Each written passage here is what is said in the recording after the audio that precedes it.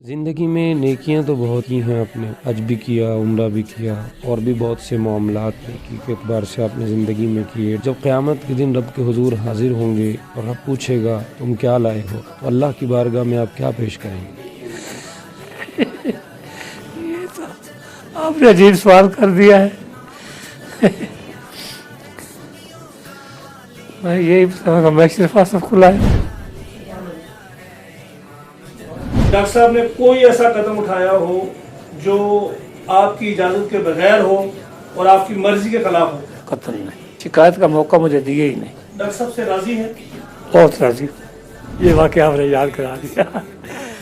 ہمارے اسٹوڈیو میں قبلہ ڈاکٹر محمد ارشد آصف جلالی صاحب کے والد محترم جناب صوفی غلام سرور صاحب تشریف فرما ہے۔ آج ہم نے آپ کو اپنے اسٹوڈیو میں یہاں اس لیے مدعو کیا کہ ہم جاننا چاہتے ہیں آپ نے اپنی زندگی کا سفر کیسے آغاز کیا۔ اللہ تبارک و تعالیٰ نے قبلہ ڈاکٹر صاحب جیسے، مولانا عابد جلالی صاحب جیسے اور آپ کے نواسے پوتے عالم دین اللہ تبارک و تعالیٰ نے آپ کو عطا فرمائے۔ تو یہ سب کچھ کیسے ہوا؟ کیونکہ آپ تو ایک اسکول ٹیچر تھے، تو یہ سب کچھ آپ کی ذاتی خواہش سے ہوا یا کسی کی تربیت کسی اور کی خواہش سے ہوا؟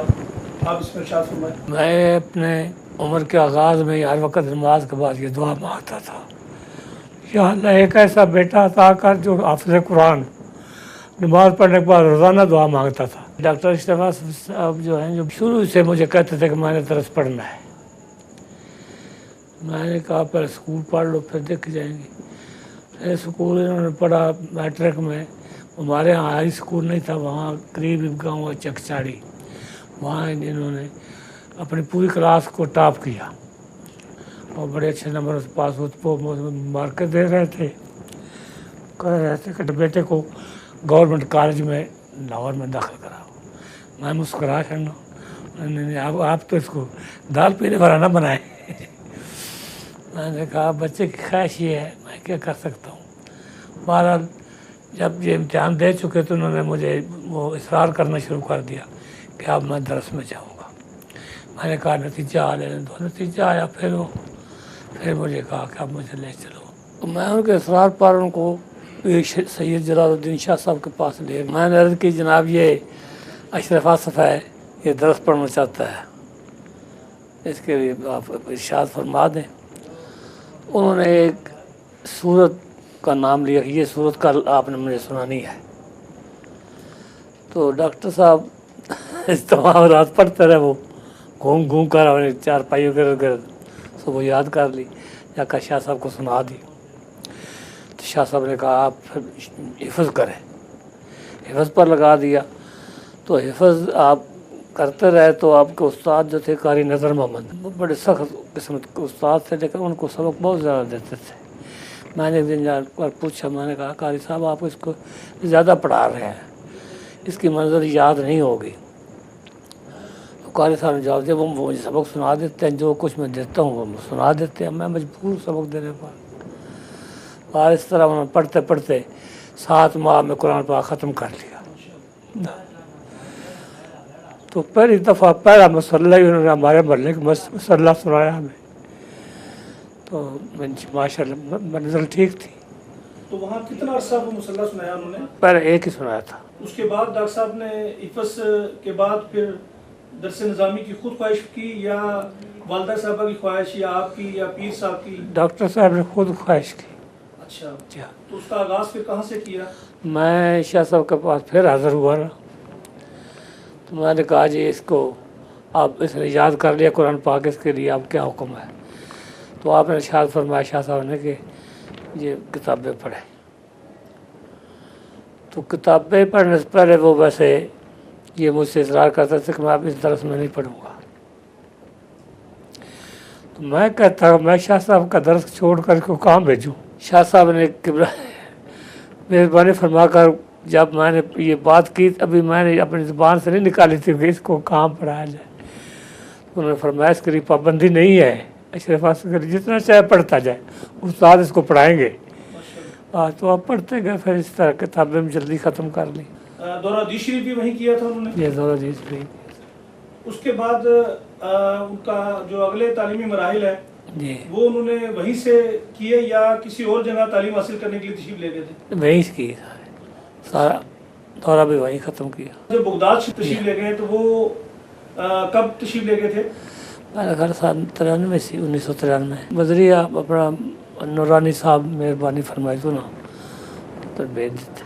نورانی صاحب ان کا وہ پڑھنا جاتا اتنی جلدی وہ اکثر آپ کا یہ ماتھا چومتے تھے جب ملتے تھے تو اچھا بہت خوش رہتے تھے. نورانی صاحب نے اپنی چاہت سے انہیں اپنی چاہت سے جی ہاں ان کی تعلیمی قابلیت ان کی صلاحیت کی بنیاد پر. جی جی.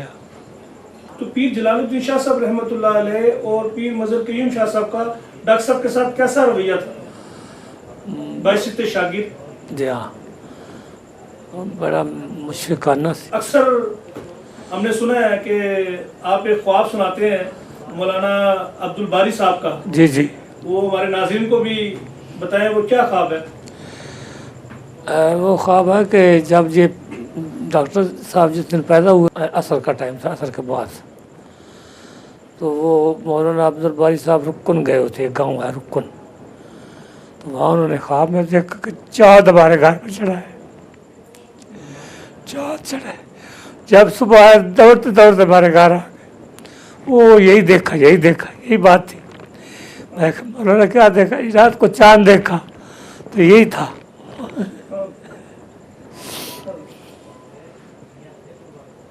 ابتدائی جو اصلی تعلیم تھی ڈاکٹر صاحب نے کہاں سے حاصل کی تھی؟ اصل تعلیم تو ڈاکٹر صاحب نے پرائمری اسکول نوال میں پڑھا پرائمری حصہ باقی اپنے گاؤں میں مڈل تک اور پھر چک 40 میں آئی. بچپن میں بچے کوئی ایسی حرکت کرتے ہیں جس میں وہ یادداشت چھوڑ جاتے ہیں جی جی اور والدین اس کو تا حیات یاد رکھتے ہیں. جی جی. تو ڈاکٹر صاحب کی زندگی میں ایسا کوئی لمحہ آیا جو آپ کو ابھی تک یاد ہے اور بڑا قیمتی لمحہ وہ تھا وہ ہمارے ناظرین کو بتائیں. ڈاکٹر صاحب بچپن ہی سے کھیل کود سے الگ رہتے تھے اور ہر وقت کتابوں کے دھیان رکھتے تھے. کبھی کسی سے یہ دنیاوی باتیں بہت کم کرتے تھے. تو مجھے انہوں نے شکایت کا موقع ہی نہیں دیا کسی کے ساتھ جھگڑے ہوں یا لڑے ہوں یا یہ کیا ہو یا وہ کیا. آپ کے باقی بچوں کے مقابلے میں ڈاکٹر صاحب کا رجحان تعلیمی معاملات کی طرف زیادہ تھا. اچھا. بلکہ باقی بھائی اصرار کرتے تھے کہ میں کھیتی باڑی کی طرف چلا کرے. اچھا. تو میں کہتا تھا کہ اگر اس کو لے جانا ہے تو آپ اس کی چیز نہ پڑھے تو صحیح نا. ماشاءاللہ. کتنے بیٹے ہیں آپ کے؟ 4 بیٹے ہیں جی. سب سے بڑے کون ہیں؟ آسن ہے. بڑا بیٹا محمد آسن ہے. اچھا. وہ کیا کرتے ہیں؟ وہ اسکول ٹیچر ہیں. ان سے چھوٹے بیٹے کون ہیں؟ محمد اشرف آصف. اچھا ماشاءاللہ. جی. اور ان سے چھوٹے؟ محمد چھوٹے محمد زاہد. اچھا. وہ کیا کرتے ہیں؟ وہ کھیتی باڑی. اچھا. ان سے چھوٹے؟ عابد. یہ عابد جلالی جب 5 باتیں پڑھ چکے تھے تو اس کو ہم نے درس میں داخل کروا دیا. لیکن کچھ تقریباً 1 سال گزرنے کے بعد ان کا ایکسیڈنٹ ہوا اور ٹانگ ٹوٹ گئی. اس دن کے 3 سال ضائع ہو گئے وہ ٹھیک ہوتے ہوتے. ابھی جلالی صاحب نے تعلیم کا آغاز کہاں سے کیا تھا؟ ڈاکٹر صاحب کے پاس. جی دینی تعلیم. اب جلالی صاحب پہلے پرائمری پڑھے تو ہم نے ان کو درس میں داخل کروایا اور انہوں نے حفظ کیا. حفظ کرنے کے بعد پھر درس پھر سبق شروع کیا اسکول کا. پھر انہوں نے مڈل پڑھا. اس کے بعد پھر میٹرک بھی کیا. تو اس کے بعد پھر یہ درس نظامی انہوں نے ڈاکٹر صاحب کے پاس شروع کیا اور سارا ان کے پاس ختم کیا. تو ڈاکٹر صاحب نے ان کو خود پڑھایا؟ یہ خود پڑھایا. خود پڑھایا بھی اور خود پالا بھی. اپنے گرہ سے خرچ کر کے پڑھایا. پہلے 1 سال سے لے کر دورہ حدیث شریف تک ڈاکٹر صاحب نے پڑھایا؟ ڈاکٹر صاحب نے پڑھایا مکمل. اسکول کی تعلیم کا پس منظر آپ ہمارے ناظرین کو بتائیں گے کہ ڈاکٹر صاحب نے اسکول کی تعلیم جیسے حفظ 7 مہینے میں آپ نے پڑھا. دنیاوی تعلیم جو اصلی تعلیم ہے اسکول کی تعلیم اس میں ڈاکٹر صاحب کا میرٹ کیا تھا؟ کس پوزیشن میں آتے تھے؟ ڈاکٹر صاحب تقریباً کلاس میں پہلے نمبر پر ہی آتے تھے ہر کلاس میں. اور میں صبح ہر روز ان کو بتا کے جاتا کہ یہ کام تمام مضامین کا ایک 8 کے 10 مضامین تھے، ان میں سے ایک سوال ہر ایک یہ یاد کرنا، وہ سارے کا سارا یاد کر لیتے۔ جب میں گھر جاتا میں پوچھتا سنتا سب ٹھیک ہوتا، تو میں نے کہا ایسے ٹھیک ہے۔ ہر روز میں اسی طرح ان کو بتا کر جانا، یاد کرتا رہنا۔ کچھ میں نے کہا یہ لکھ بھی دینا کاپی پر۔ تو اکثر یہ گل مشہور ہے کہ ڈاکٹر صاحب دی قابلیت دی بنیاد ہوتے ہیں جی جامعہ محمدیہ نور رضویہ بگٹی شریف دے وچ عطا محمد بندیالی صاحب نو منطق پڑھان واسطے سپیشل ڈاکٹر صاحب دی قابلیت دی وجہ سے بلایا گیا، کیا درست ہے؟ درست۔ کس طرح انہوں نے بلایا گیا؟ شاہ صاحب رحمۃ اللہ علیہ کا وصال ہو گیا تو ڈاکٹر صاحب بہت رونے لگے، روتے ہی رہتے تھے، بلکہ ایک دن بے ہوش ہو گئے روتے روتے۔ تو شاہ صاحب رحمۃ اللہ خواب میں ملے، آپ نے فرمایا آپ کیوں پریشان ہے، پڑھائی کا انتظام تو ہم نے خود کرنا ہے۔ تو اس طرح وہ پھر اپنے صاحبزادے کو خواب میں کہا یا ویسے کہا کیسے کہا، انہوں نے وہ بندیالی صاحب کو لے آئے، وہ انہوں نے پڑھانا شروع کر دیا۔ جی مولانا محمد عابد جلالی صاحب، اکرم صاحب، جی رضا صاحب، جی حذیفہ، اسامہ، طلحہ، جتنے بھی بچے الحمدللہ آپ کے خاندان سے دینی تعلیم حاصل کر رہے ہیں، جی ہاں، ڈاکٹر صاحب سے پہلے تو دیکھا جیسے جا رہا ہے کہ کوئی عالم دین آپ کے خاندان میں شاید نہ تھا، تو ڈاکٹر صاحب کے بعد ہی یہ سلسلہ جاری ہوا۔ جی ہاں، اس میں والدین کی خواہش پر ہوا ہے یا یہ ڈاکٹر صاحب کی خواہش پہ ہوا ہے؟ اس میں کس کا کردار ہے؟ اس میں ڈاکٹر صاحب کا کردار ہے سارا۔ تو اس میں جو ان کے تعلیمی معاملات سارے ہیں، ان کی تمام تر ذمہ داری یہ ڈاکٹر صاحب ہی اس کو ڈاکٹر صاحب سنبھالتے رہے، تمام اخراجات بھی وہی کرتے رہے۔ اچھا، کیا زندگی میں کوئی ایسا موقع آیا آپ کی زندگی میں کہ یا والدہ صاحبہ کی زندگی میں، کیونکہ آپ یقیناً جانتے تو ہوں گے جی، کہ ڈاکٹر صاحب نے کوئی ایسا قدم اٹھایا ہو جو آپ کی اجازت کے بغیر ہو اور آپ کی مرضی کے خلاف ہو؟ قطعاً نہیں، پوری زندگی میں؟ پوری زندگی میں شکایت کا موقع مجھے دیا ہی نہیں۔ آپ کیا سمجھتے ہیں کہ ڈاکٹر صاحب کی کامیابی کی بنیادی وجہ کیا ہو سکتی ہے؟ ڈاکٹر صاحب کی عاجزی، والدین کی خدمت، جی ہاں، یا میری دعائیں۔ الحمدللہ۔ جی ہاں، تو جیسے آپ ڈاکٹر صاحب کے بارے میں دعائیں کرتے ہیں جس طرح آپ فرما رہے ہیں، جی ہاں، تو کیا ڈاکٹر صاحب کی والدہ صاحبہ بھی اسی طرح ڈاکٹر صاحب سے راضی تھیں؟ اس طرح بہت خوش تھی۔ الحمدللہ۔ خدمت والدین کے حوالے سے کچھ ارشاد فرمائیں آپ کہ ڈاکٹر صاحب نے آپ کی اور والدہ صاحبہ کی خدمت میں کوئی کمی، کسی قسم کی غیر ذمہ داری کا ثبوت تو نہیں دیا کسی موقع پر؟ کسی قسم کا اس کے بارے میں کچھ ارشاد فرمائیں۔ ڈاکٹر صاحب نے والدہ صاحبہ کی بڑی خدمت کی ہے اور میری بھی بہت زیادہ کر رہے ہیں۔ تو ایک دفعہ وہ یہاں گجرانوالہ میں جمعہ پڑھا رہے تھے، جمعہ پڑھا چکے تو میں نے فون کیا کہ جمعہ پڑھا چکے ہو؟ ہاں جی پڑھا چکا ہوں۔ میں نے کہا گھر آ جاؤ، کیوں؟ میں لاہور جانا ہے۔ میں کہ نہیں لاہور نہیں جانا، گھر آ جاؤ، والدہ زیادہ بیمار ہے۔ فوراً پہنچے، راستے میں آتے آتے ہی کسی حکیم سے وہ نسخہ، ان کے دل کے بل دے بند تھے، پوچھتے آئے کسی سے نسخہ، کوئی ملتان کا حکیم تھا غالباً، وہ کسی کو فون کر آ کر پوچھ لیا، آتے ہی وہ نسخہ لکھ کر ہمیں دیا، ہم رات کو بنانے شروع ہو گئے اور اسی رات وہ نسخہ بنا دیا اور ان کو آرام آ گیا نسخے سے۔ یہ کافی دیر آرام رہا۔ تو اکثر میں نے کیونکہ ڈاکٹر صاحب کے ساتھ سفر کیا ہے، جی، تو ڈاکٹر صاحب جب پروگرام کی طرف جاتے تھے تب بھی آپ کو یا والدہ صاحبہ کو فون کرتے تھے، اور جب پروگرام سے تقریر کر کے فارغ ہوتے تھے جی ہاں، تب بھی آپ کو اور والدہ صاحب فون میں تقریر سے فارغ ہو گیا ہوں، جی ہاں، میں گھر جا رہا ہوں، میں گھر سے آ گیا ہوں، میں گھر سے آ رہا ہوں۔ آپ بالکل ہمیں آگاہ رکھتے تھے، یہ ان کی بڑی اعلیٰ ظرفی ہے الحمدللہ۔ کہ انہوں نے ہمیں ہر لحاظ سے نوازا اور خوش رکھنے کی کوشش کی، بہت خوش رکھا میں، آپ ڈاکٹر صاحب سے راضی ہیں؟ بہت راضی ہوں۔ ڈاکٹر صاحب کے بارے میں اماں جی نے بھی کبھی کوئی ڈاکٹر صاحب کی اچھائی، ڈاکٹر صاحب کی خوبی، ڈاکٹر صاحب کے ساتھ خوشی کا اظہار کیا ہو؟ اور ان کی ماں تو بہت خوش تھی ان پر، اکثر دعائیں دیتی رہتی تھی۔ حضور وہ ڈنمارک جو ڈاکٹر صاحب جا رہے تھے اس کیا معاملہ ہے آپ؟ یہ واقعہ آپ نے یاد کرا دیا۔ ایک دن میں ڈیرا سے آ رہا تھا، تو جب میں گھر کے قریب پہنچا نا، تو 2-3 یہ طالب علم یہاں کے مجھے نظر آئے۔ میں نے کہا یہ تو لاہور کے طالب علم ہے، ادھر کدھر آ گئے؟ جب میں گھر بیٹھک میں پہنچا تو پوری بیٹھک بھری پڑی تھی، یہ پوری بس کر کے آ گئے تھے۔ شاہ صاحب کے پاس بھی گئے، اپنا مظہر کریم شاہ صاحب کے پاس۔ انہوں نے کہا بھائی میں تو ان کو دیتا کیا ہوں، اگر انہوں نے باہر جانا ہے تو جانا چاہیے ان کو۔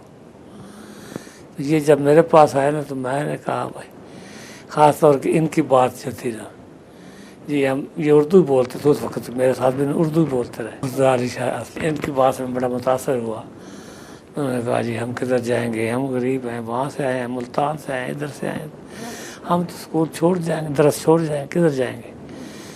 میں نے کہا میں آپ کے ساتھ چلتا ہوں۔ میں ان کے ساتھ ہی اسی بس پر بیٹھ کر آ گیا۔ جب بس کنگ روڈ پر پہنچی، بس خراب ہو گئی، ادھر ادھر بیٹھ گئے۔ وہاں ایک میرا شاگرد ان کو مل گیا، کاکوال کا محمد خان۔ اس نے ان سے پوچھا آپ کدھر پھر رہے ہیں؟ انہوں نے بتا دیا کہ استاد ہیں بیٹھے ہوئے ہیں بس میں۔ تو وہ میرے پاس بس میں آ گئے، اسے یہ آپ کدھر جا رہے ہیں؟ جانے دو، بچہ اگر جاتا ہے تو اچھا کما کر آئے گا، درس بنائے گا، سارے کام۔